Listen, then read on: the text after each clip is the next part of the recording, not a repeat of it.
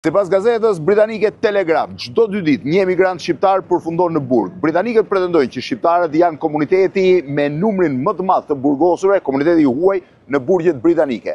Por në fakt, për te i kësaj historie e cila përsëritet vazhdimisht me shqiptarët, shqiptarët janë dhe komuniteti ndoshta më mirë integruar dhe më i suksesshëm i Britanisë Madhe në raport me numrin e tij. Them më mirë integruar dhe më i suksesshëm për arsye se numri i bizneseve që drejtohen dhe janë pronësi të emigrantëve shqiptar është ndoshta më i larti në raport me numrin e këtyre komuniteteve. Nuk mund të krahasohen me pakistanezët, nuk mund të krahasohen me indianët, nuk mund të krahasohen me komunitetet të nda, por padyshim për numrin e komunitetit është ndër komunitetet më suksesshëm. Janë njerëz cilët kanë mbritur Britaninë e Madhe, kryesisht ilegalisht, pa ditur gjuhën, shpeshherë minorendë në moshë dhe që kanë arritur që brenda një kohe shumë të shkurtër të kthehen sipërmarrës suksesshëm duke dominuar pjesën e ndërtimit, duke dominuar pjesën e kulinarisë dhe duke qenë në mënyrë absolute kontribues në ekonominë e Londrës dhe Britanisë Madhe.